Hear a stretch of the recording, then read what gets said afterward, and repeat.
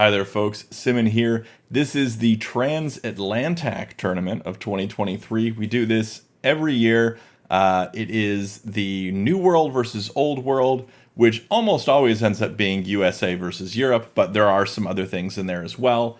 Like we've got Australia, which can kind of choose New World, Old World, depending on what the distribution is for people and whatnot. And we get a few South America or Mexico or Canada that go in with the New World as well. But it is this competition we do every year. The last 2 years, Europe or Old World has absolutely dominated, and it wasn't even close to a contest. And this year, hopefully, because, I am USA, hopefully things will go a little bit differently. The very first match of this tournament this year was between MediocreTaborlin and Aliono2. Aliono2 being the current TAC champion. And he did come out on top. I didn't get a chance to record or stream that one, but he did win. So that's a point for Old World, since he is Old World. But this is the second one. Tones versus archvenison. Tones going for New World, archvenison for Old. Archvenison is, I believe, from the USA, like California or something. But he is living in Scotland for school or something like that, or for whatever. And so he's playing on the Old World team because they needed more Old World people, and he can go either way because Scotland or USA. So anyway, that is a lot of introduction here. We're going to watch Tones and archvenison. Archvenison's going to be in white, Tones in black. These games are played with a 15-minute timer with a 15-second increment.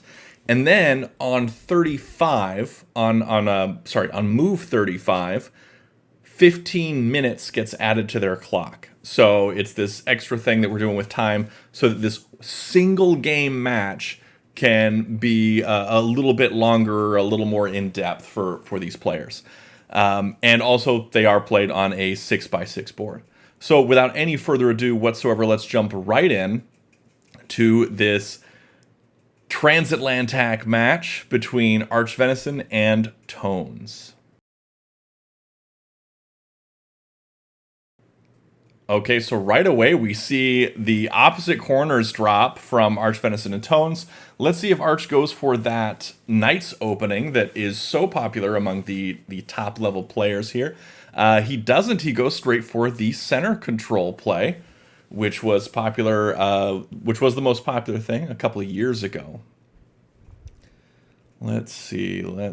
What's he gonna do? Okay, so we get a capstone drop right at the beginning. That is wild and totally unexpected, and I love it. That is certainly one way to deal with the center opening. That center control opening, suddenly it's like, oh, yeah, you might have center control, but I have a capstone here. And so what I'd probably expect here from black is to play it maybe a flat at c3. And now the flat at c3, what that does is it starts that vertical play. And so black can continue to play vertically, but if white plays something above, like at c5 or something like that, black can start playing horizontally and not have to worry about that either, because there's a lot of options going on here. So that is what Tones goes for, plays at c3. I think that, a capstone at d3 probably wouldn't even be a bad choice here for white. I really like a capstone at d3, but he goes for the flat instead. I think the cap would have been really nice because it's close to black's cap, it's still in the game, it can jump over onto the only real material that black has been building up, so it just seems like a really solid play.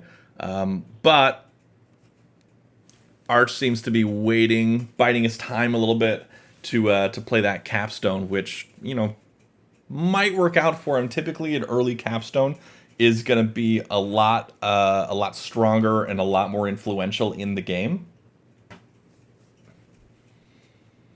Okay, and black plays above instead of down below at c2. That's interesting. I wonder why that is. The reason I'm thinking that's odd is because playing down at c2 gives you a chance to switch gears for the horizontal. Playing at c5 doesn't really, because that top area already has white flats in it.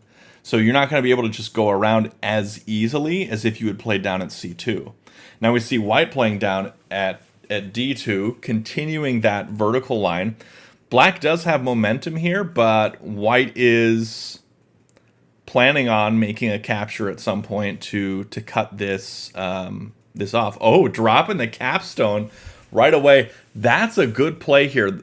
So white has this sort of staircase from f6 down to d4. And so there is a possibility here for some horizontal action from white. But black just has the vertical. That's it. They have nothing else. And so white being able to come over with this capstone to cut off black's vertical line and also work towards a horizontal line for white, that is a really strong play and a really good position for that capstone. Currently, if we look at the tournament ratings for these players, Tones is rated above him. I believe ranked number 4 in the world here is Tones. Archvenison, not exactly sure what his ranking is, but I think he's top 10 or I think he's top 10. Either way, both very strong players. I was the captain of the USA team, or the New World team, and I basically, what that means is the captain chooses what seating order to put people in. And so I messed around with the seating order, tried to optimize it as much as I could. I gave MediocreTaborlin the very first seed. Even though he's not the best player on New World, I thought, well, if anyone's going to play Aliano 2, our 2 top players is a 50-50 chance that they'll win. But they could win 100% of the chances against other opponents, so I'll put someone who will probably lose against Aliano 2. So sorry, MediocreTaborlin, for that. But hey, valiant showing. But we are seeing a little bit of play over here at e4 and e3 to sort of continue this horizontal line for white, and black trying to interrupt that connection with that black flat. And I don't know, this is looking really good for white at the moment. I do think it is a fairly solid positioning here for white. Black playing over at f4, potentially looking to come over with something like maybe a placement at d5 and come down, go for a horizontal themselves. But white could be playing at f3 here and continue their own horizontal without going up into like the d5 range and connecting up to the top right. They can just continue to go for the right-hand side since they have that connection there as well. And I did look it up. Archvenison is ranked number 8 on the tournament ratings, and Tones is number 4. So Tones, in terms of tournament rating, has a much better tournament rating. Archvenison has a lot more games played, especially tournament games. I believe 111 tournament games. No, 125 tournament games versus the 33 that Tones has. So quite a bit more experience on Archvenison's side. Been playing for quite a few more years than Tones has. But Tones is definitely a contender here and someone to watch out for. Also, important to note, Tones is playing as black and therefore gets +2 to the flat count score. That's for the Comey. +2 added to the flat count score at the end of the game if the game does not end in a road. So, currently, if we take a look at flats, that is 9 for black because of the +2 Comey to 7 for white. So 9 for black, 7 for white. So black is up by 2 at the moment. Black now playing off at b5 after the f3. I don't know about that. White playing down at c1, trying to go for a threat here on the following turn, playing at a2 probably. Black down on momentum. And if black wants to interrupt this threat, he's going to have to do it by interrupting his own horizontal. what I'm thinking of is the other way to do it. Let's say instead of playing at A2, no, I guess that could work. So if white does play at A2 on the following turn, black can take C2 right onto D2 to interrupt the threat. And C2 right onto D2, if black plays at A5 right now, that would be a threat for black, because black could take the 2D2 plus 1/1 to drop it onto D4 for the road. So that would be pretty good. But is black going to play at A5 and risk that? Also, if you're wondering what the heck I'm meaning by 2D2 plus 1/1, that is PTN, or portable tack notation. And portable tack notation is just how we describe the moves of a game. On the left-hand side of the screen, you can see it written out over there. So far, it's just the placement, the coordinates. But when stacks get moved around and pieces move, then you'll see different things happen. There is a video in TAC University called Portable Tack Notation, or PTN. So check that out. It explains it in detail. It is a very simple system. I was able to learn it, and that should tell you all you need to know. Oh, and Tone's going for the very safe play of dropping the wall at E2. Very safe play. I probably would have gone the risky route of placing at A5. Ooh, and then white comes over with the capstone. Let's see. Does black play at A5 or D5 here to advance this horizontal threat? D5 would probably work better, though now white's looking at probably a vertical threat as opposed to a horizontal one. Black goes for the A5, makes that connection. Now, it is important to note that if black's horizontal gets shut down here, black is sort of building towards that vertical on the left-hand side as well. So that doesn't seem so bad to me.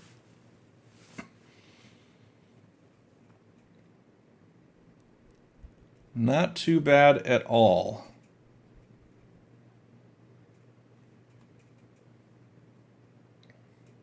All right, Arch continuing to think about this one. We'll take a look at the time here on the side. Tones has been using up quite a bit more time here in the early game. 10 minutes in, he's used 4 minutes. Or sorry, not 10 minutes in, sorry, 10 moves in, my bad. All right, so we did see the tack threat from white, making that capture and sort of getting away from the capstone. Black immediately coming up with that wall.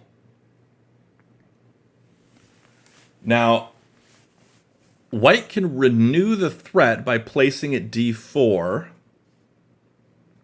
but that really invites that black wall to come up and capture onto E4.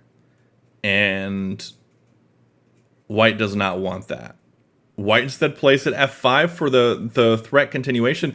Black can stop that with just a placement at D4 or by coming up with the wall.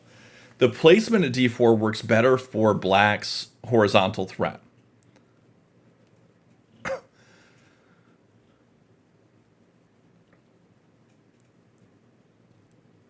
That is a tricky decision to make, though. I think I would probably place at D4 as opposed to making the capture. But it looks like Tones has gone for the other route and made the capture with that wall stack. Now, black playing a flat at D4 would be a road threat. White may decide to drop a flat or a wall even at D4. If white drops a wall at D4, black might just smash it. That would be tempting for me, at least.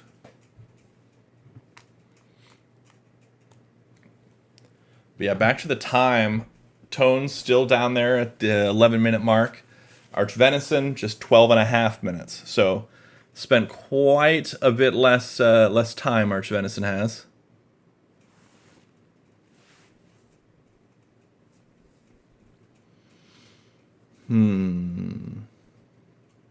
I think a wall here is what it does get smashed.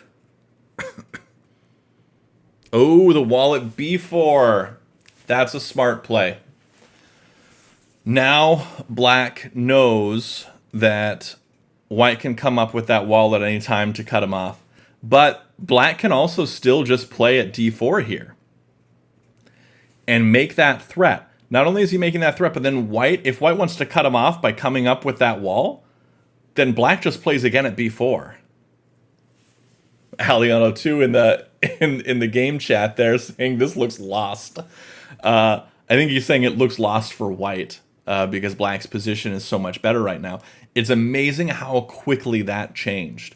White was in such a dominant position for a little bit there, but now black is looking way stronger. Black probably going to be playing at b4 right now. To me, that makes basically the only sets here. Dropping a flat at d4, continuing your road threats. Or sorry, b4. That's what I meant, not d4. So yeah, dropping the flat at b4.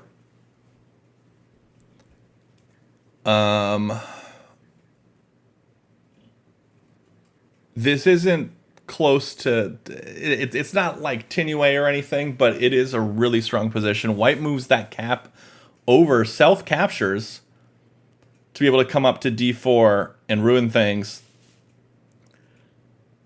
Will black take that capstone right onto d4 to protect his own stack? Aliano2 seems confused in the chat by that move, but I think it's actually pretty good. White wants to come up there and then chase that stack on e4. Black moving his own capstone right onto d4 could block that from happening.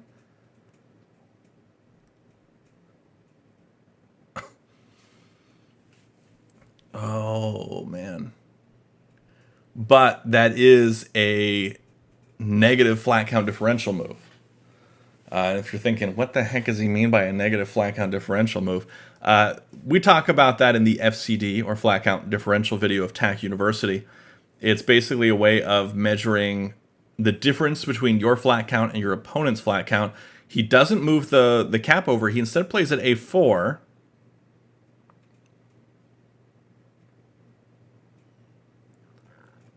All right. White has made it up. Threatening to smash. Black's going to want to move that. Is he going to move it up to e5? Because he doesn't want that smash to happen. Does move it up to e5. Now, if white chases and brings it over to e4, the capstone stack to e4, black can play at d4 to stop the smash.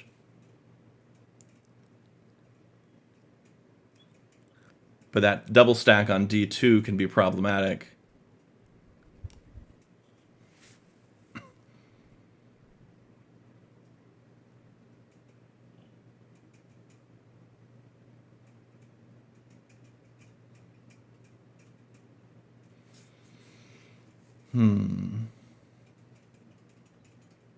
Alion's saying that if there was a smash, black could threaten Tinue. I'm not seeing what he's looking at here, but I'm going to trust that there was something there. I'll have to look at it after.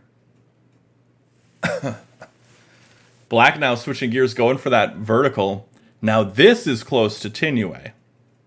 If black manages to get a2 here, black gets Tinue.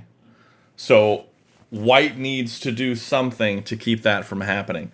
Now if white plays at f1, for example, black just takes that that wall stack and moves it to f5.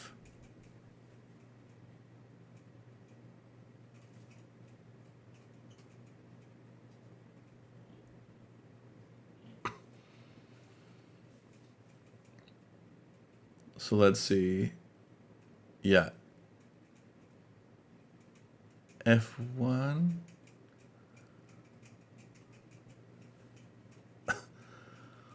Or maybe white throws the capstone right first.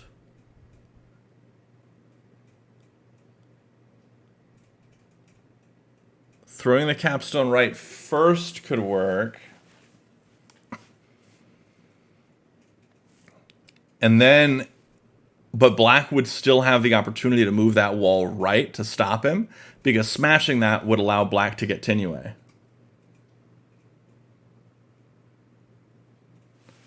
Yeah, it looks like Alien is saying this is that that Tones may have blundered a bit. Not a blunder, but a bit of a misplay. Didn't take advantage of a potential Tinue, but I don't see it. I think it's basically the same setup that he's going for now with the A3, A2. Okay, we do see that capstone move to the right. This is making a threat. Placing an F1 would be a road. So this is probably where... Yep, black moves that wall stack over. That is such a juicy wall stack to smash. But if he smashes it, he loses because there's a road there with D4.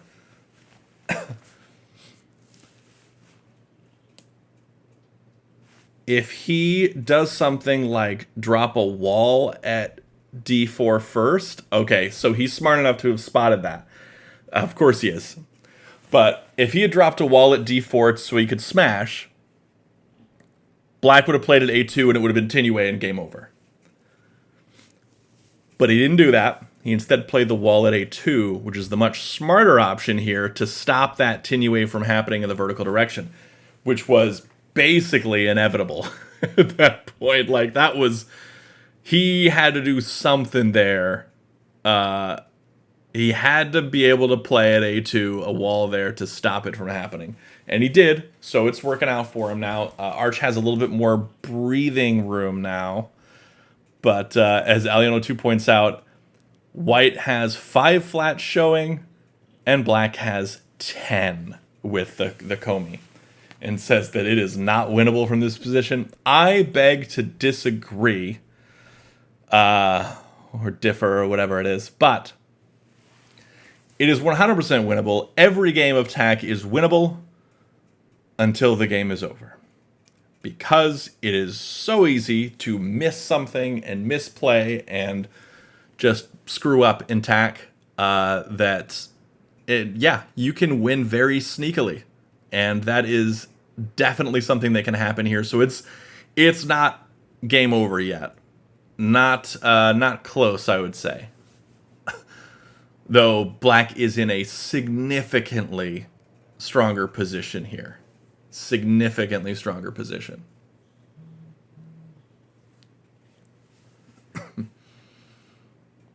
Black setting up that pin. Really doesn't want white to be able to smash that stack and get a hold of those flats on F5. White needs those flats on F5 if he wants any way to come back here from this flat count deficit. Way behind on flats. Gonna have to get him back somehow. And I'm guessing that wall at E3 so he can come up onto E4 and then smash. Black's got to think of another way to set this up to make more threats here, because black currently needs to keep pressure on to keep F5 from falling. And keeping pressure on... Oh! There's a self-capture here.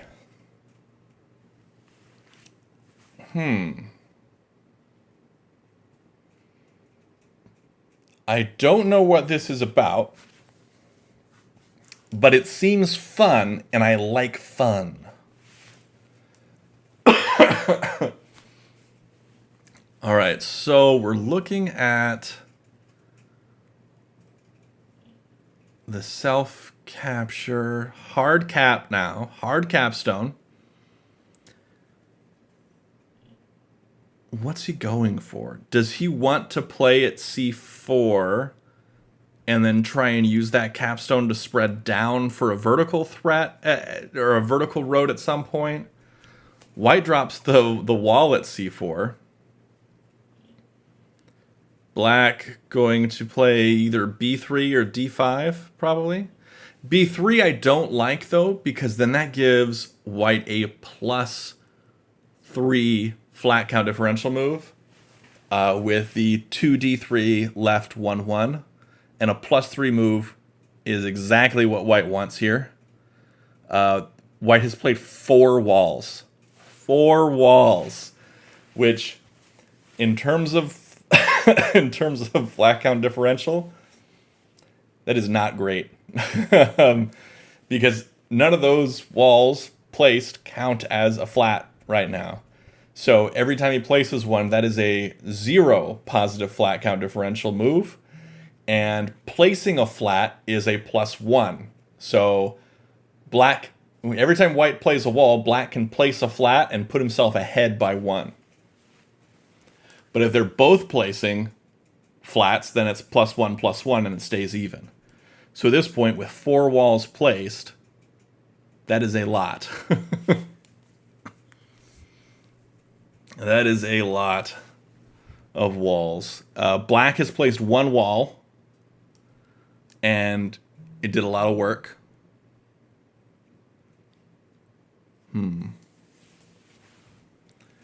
I am intrigued here.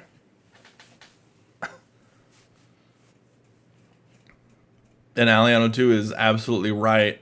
White needs to get F1 before they're able to do anything with the F5 stack. And they can't smash F5 right now, because if they do, black smashes for the road.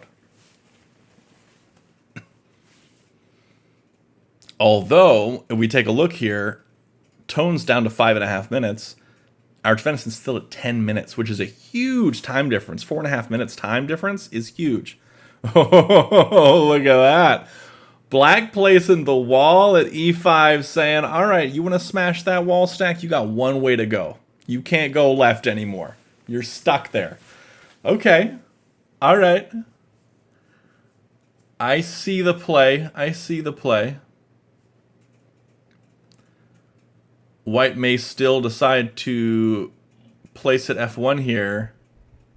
Now we're going to play at d5 instead. I think this is the time where black needs to shift gears and go for a horizontal threat. Or not, vertical threat, sorry. A vertical threat. Go up and down. That's what vertical means. And I did note at the beginning that this does have a, as you can see off to the left, at move 35, you get plus 15 minutes to your time. So they are currently at move 23, so it may come down to the wire here for tones by the time move 35 comes around. White setting up for some FCD moves here, it looks like. Black setting up for a vertical, it looks like. White does have that +3 available to him. But is that enough? White's at 7 flats. Black with the Comey is at 12. So 5 difference. White does make the +3 flat count differential move. Black could be playing a flat here at D3, which continues that vertical direction.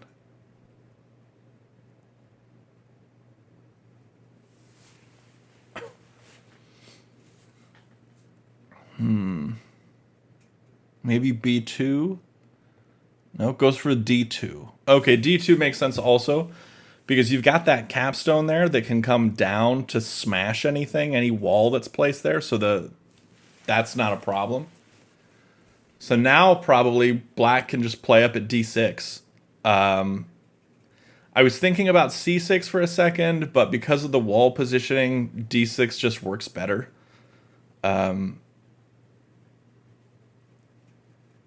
it is requiring a capture to make the threat, but yeah, black sees the same thing. Goes for the d6 placement.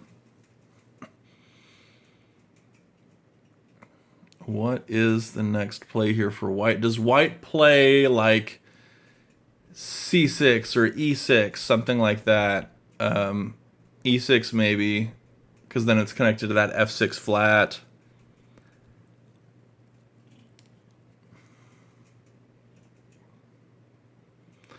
Though if white plays at e6, black probably fortifies by placing at c6, because black doesn't need to worry about board fill. Black wins with a board fill.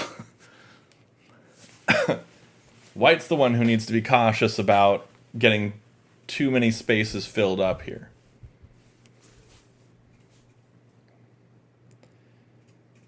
Black's got the pin on the capstone. Capstone can't smash that f5 stack, or it's a road for black. Black working towards that vertical road here. I like... I wonder if we can see some setup happening with a capstone move from black. I think I see the bones of something, but it requires a6 first for that to happen. And I'm not sure when black is going to play at a6. Yes, we got white still not playing f1. Oddly. White's still not playing f1. Looks like they're going for that horizontal, but that horizontal is essentially impossible with black's coverage of that whole A column. Like, what do you do here as white if you want to make a horizontal happen? But if black does make something happen with a6 first, what I'm seeing is if a6 first happens, then you might be able to see that c5 right capturing onto d5.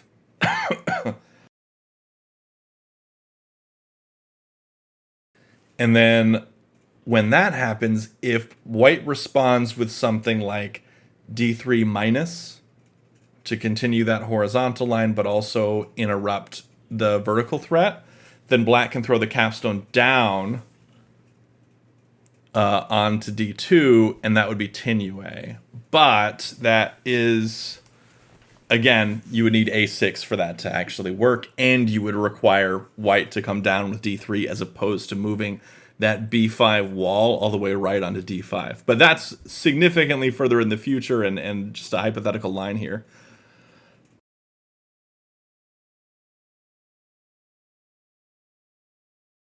Okay, so white playing down below after black plays next to the... Well, that's smart to play there as for white. Oh, we do get an a6 placement from black. We get the a6 from black. So that c5 right shenanigan play could actually be viable here. Now it might be a little more visible. What I was thinking of is c5 right onto d5. And then if d3 minus happens, that flat come down, black takes 2d4 minus 1, 1. And then you've got 3 flats underneath... Or sorry. Then you've got 2 flats underneath the capstone at d2. And then you've got just 1 flat that needs to be placed at d4 for that vertical road. But also you're able to spread that capstone stack and smash at a2 for the vertical road on that left side. So either of those is possible, but again, that relies heavily on the d3 minus and not on the wall stack on b5 throwing over onto d5, because the wall stack throwing over would basically ruin that.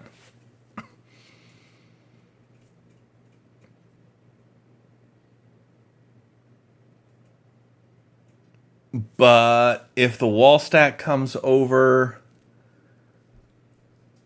I think you just come up with b3. Okay, now that wouldn't work. Now black would need to play at c6 to protect that d6 flat. And playing at c6 would mean white needs to make some captures here pretty soon, or they're going to lose on flats. Because that board fill is imminent with only 4 empty spaces here.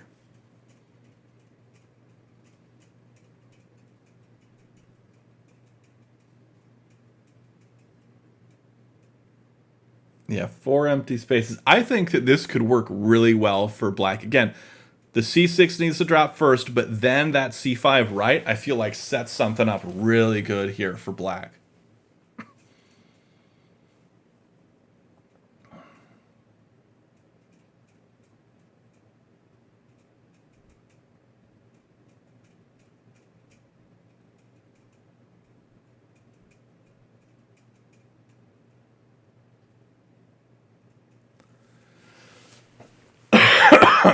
Excuse me.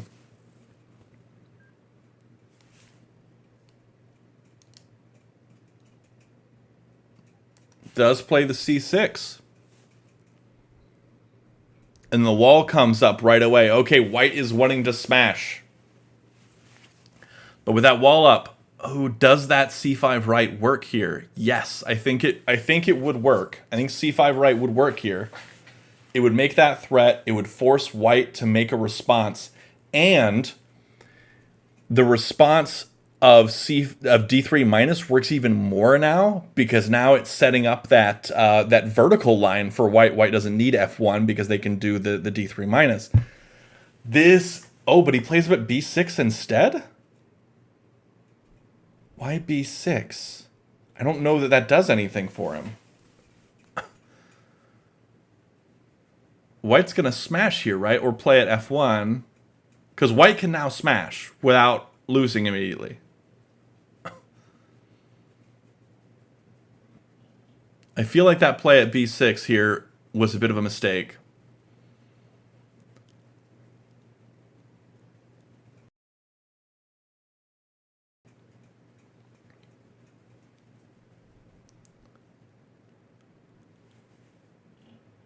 If he smashes,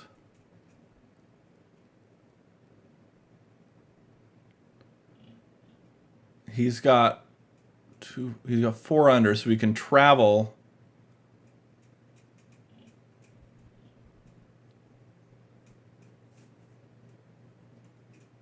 He can travel 4, which would be all the way down. Yeah, white should smash here at f5. Even Allion is saying that black seems to be throwing this game. They had it in the bag, and now it looks like white may come out on top of this. If white smashes the... If white smashes, the only move black has is a wall at f1. That's it. That's the only move. Okay, now we're going to see black wall at f1. I don't think there's anything else that would work here. Because white can spread that all the way down. Yep, wall f1.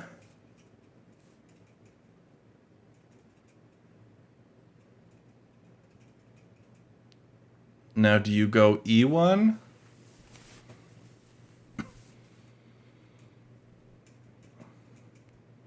I think you go e1 here.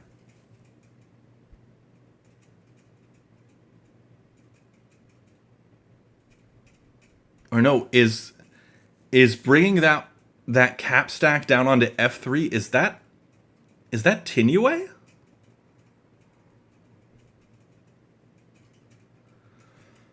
Could it be? No way, right? No way.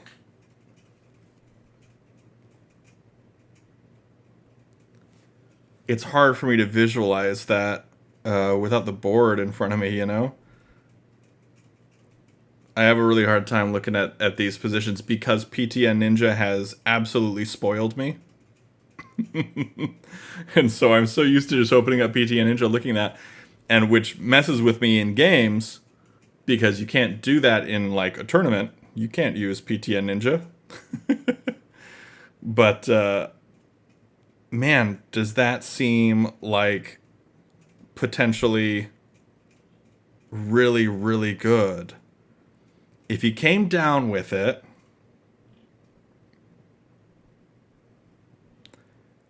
what's the response? The response to that would be e5 right, but then could... Oh, no, he wouldn't be able to spread. No, okay, so if he did come down to e3, e5 would come right, which would stop the vertical, and then there wouldn't be enough to spread left in that white capstone stack. White's capstone stack wouldn't be able to go all the way to the end to make that connection. So yeah, it wouldn't be enough.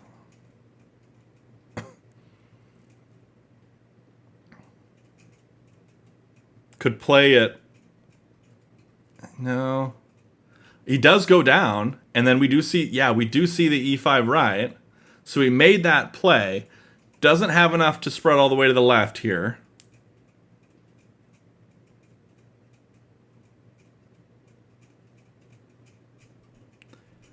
What is the play, though?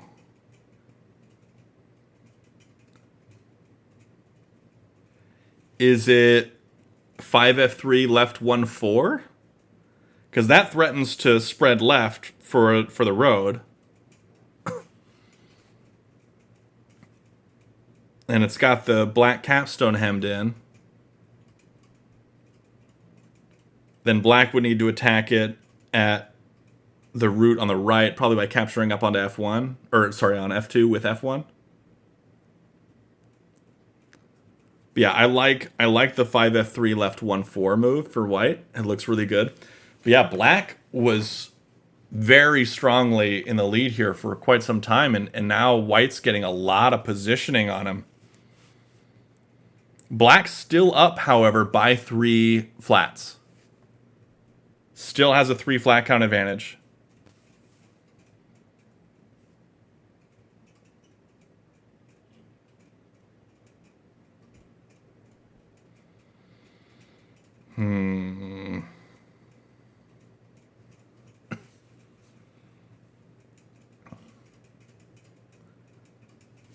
Now, we look at the time here. Archvenison down to 2 minutes on the clock. Tones at 3. So that time advantage has swiftly disappeared for Archvenison.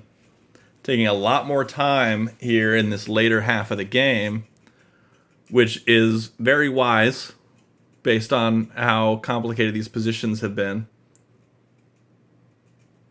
Though in 4 more moves, they each get 15 more minutes. And I have a feeling they're going to get to that point. Oh, he does make the move that I was suggesting. 5 f3 left 1-4. 5 f3 left 1-4. Here, I think f1 plus is the move. That takes that wall, brings it up onto f2. Stops him. And then if white fills in at f3, black can throw that f5 wall down onto f3 and just shut it down, and then white's not able to renew any attack threats.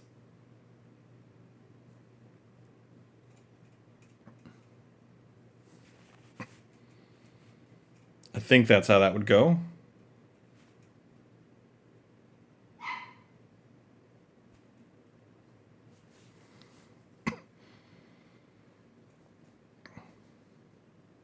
And from there,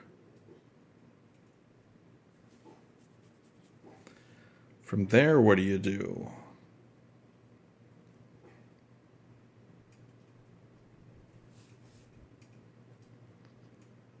Yeah, so this is where white probably fills in at f3.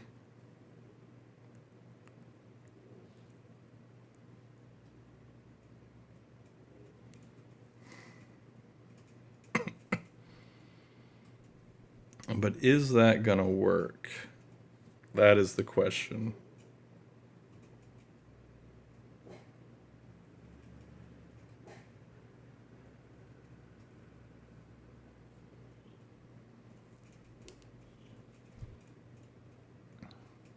Yeah. Ooh, arch down below a minute on the clock here. Quickly running out of time. Got to think quick. All right, so he places the F3. Now are we going to see that 2F5 minus 1-1? Bring that wall stack down. Stop all that from happening.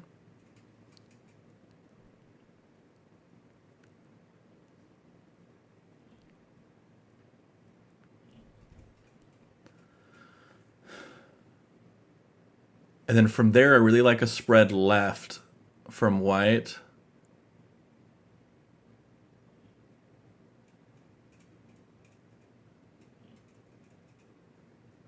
Yeah, spreading left, I feel like is good because then you can threaten the vertical line on A from black and just kind of cover up all those flats as much as you can. I'm not sure how many you can cover, actually. Yeah, you'd probably, after coming left, you'd only be able to make a plus... Oh, you'd be able to make a +4 move, which would probably put you ahead on flats. But not before black makes a attack threat. Yeah, I think that ultimately this is... Yeah, this is black's game. Ooh, that wall. Black can start trying to force that board fill. Ooh, white comes down, makes a +4 move, which is really big here for flat count. Black... Ooh, black could throw that that D4 stack down, spread it down all the way to D2, so 2D4 minus 1, and that would be a +4 or +3 flat count differential move, and create a tack threat by smashing at A2. But we do note that archvenison got those extra 15 minutes because this is turn 35. So he's got some breathing room, some time to think about this. Ooh, black does it! Okay, so this is a sneaky threat because you might think, oh, black's just trying to hem in that white capstone, get some flat count back, kind of do some stuff with that.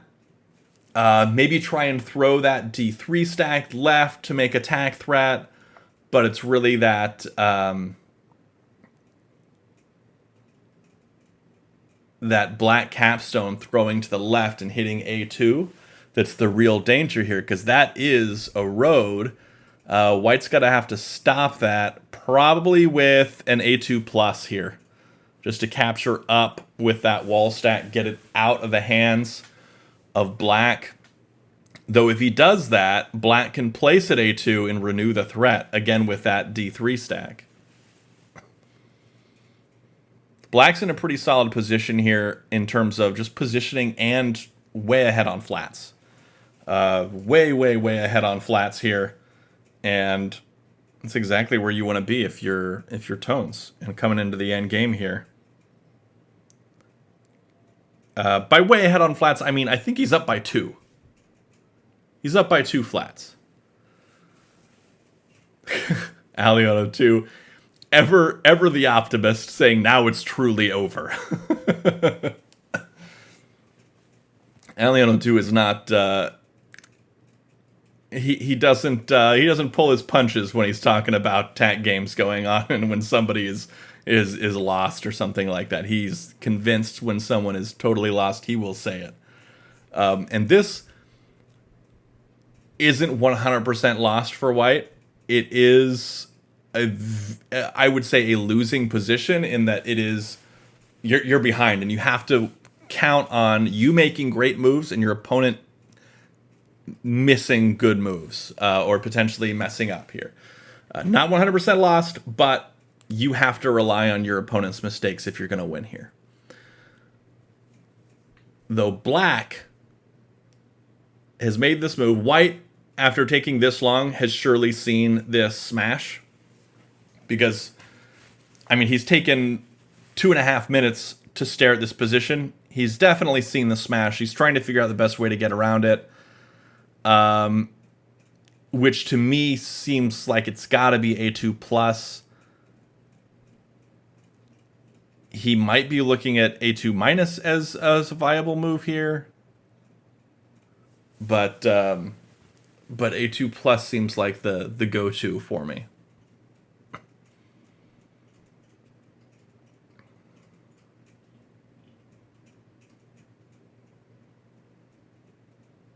What?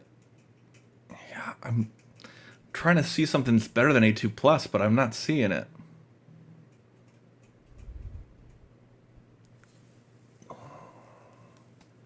Yeah, I can't see anything better.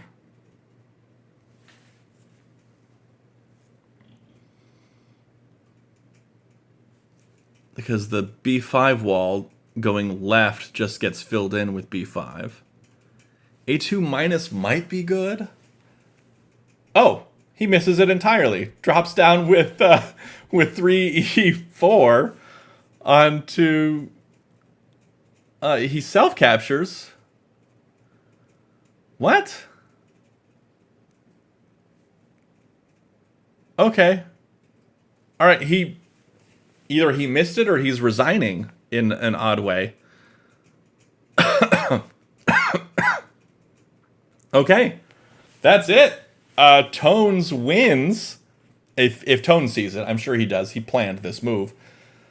Tones wins with a road here against archvenison. That means that we go 1-1 now with Old World, New World in the Trans-AtlanTak Tournament. We are tied up. Congratulations to Tones for beating archvenison. Archvenison is a veteran of TAK. Tones a new up-and-comer, but clearly showing he deserves his position here as the rank number 4 of this tournament rating in TAK. So congratulations to Tones for winning that. Congratulations to the New World team, captained by yours truly. and yeah, so now we are tied up 1-1. We'll see how things progress and how things go in the coming days here of the rest of this week. This is just a week-long tournament. Everybody just plays one game, so should have a lot of overlapping ones. So I'll try to cover as many as I can, but no telling when things are going to be scheduled when you got people playing across the world from each other. So they might be in the middle of the night for me. But that is all. Thanks, everybody, for watching. Be sure to check out the description below for all things TAK, especially the TAK Discord server, which is where you can find all sorts of TAK resources like strategy guides and people to play with, whether that be right here on playtak.com or asynchronously through the Discord server itself, or you can find somebody on the map who lives near you and you can play in person. Lots and lots of fun things out there, so be sure to check that out, and until next time, have a great day and happy tacking.